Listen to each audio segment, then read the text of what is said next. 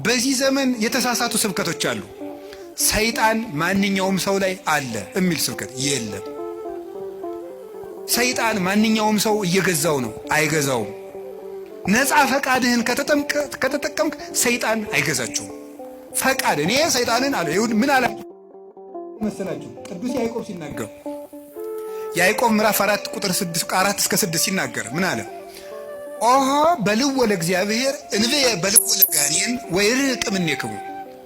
እግዚአብሔርን እሺ በሉት ጋኔንን እምቢ በሉት ከእናንተም ይርቃል ይላል። እግዚአብሔርን እሺ በሉት ጋኔንን እምቢ በሉት ከእናንተም ይርቃል። ሰይጣንን እምቢ በማለት ማራቅ ይቻላል። አልፈልግም በማለት በፍላጎታችን ሰይጣንን አለማቅረብ እንችላለን። በፍላጎታችን የእግዚአብሔር መሆን እንችላለን። የእግዚአብሔር መሆንም ፈቃድ ነው።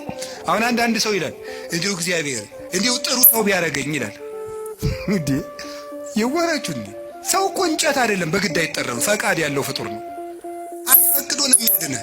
እንዲሁ እግዚአብሔር ሌሊቱን ሙሉ እንደው እንዳልተኛ ቢያደርገኝ አያደርግም እያልኳችሁ ነው። አያደርግም። ወደ መርጠ ነው ማድረግ። ለምን ያስገድዳል እግዚአብሔር?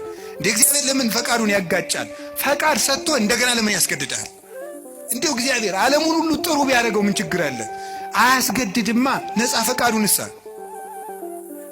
እንደዚህ አድሮ ከቃሉ ጋር ናችሁ። እግዚአብሔር ከሁላችን ጋር ይሁን።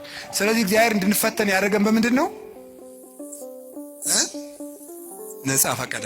ክርስቲያን ማለት በየቀኑ እየመረጡ መወሰን ማለት ነው። ክርስቶስ የሚወደውንና ለራስ የሚጠቅመንን ነገር መወሰን ነው። ውሳኔያችሁ ላይ ከተጠነቀቃችሁ ሰይጣንን ድል መንሳት ይቻላል ከእግዚአብሔር ቸርነት ጋር ማለት ነው። እንዲሁ ይህን ስፖርት ጌታ ሆይ እንዲሁ ይህን ስፖርት አላቀኝ ትላላችሁ አትሉ? ትላለህ። እስኪ ስለ ስፖርት አላቀኝ ብሎ የጸለየ እስኪ ትላላችሁ? እንዲሁ ይህን ጂም የሚባል የሚዘጋ አምላክ ብሎ የሚያውቃለ? ለምንድን ነው ደስ ብሏችሁ የምትሰሩት?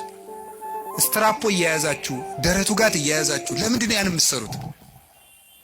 ለውጡን ስለምታስብ ደስ ብሎ ነው የምትሰራው። ጥንካሬ ስላለ ነገ ጠንካራ ሆናለሁ በደንብ ቶሎ አላረጅም እያላችሁ አይደል የምትሰሩት?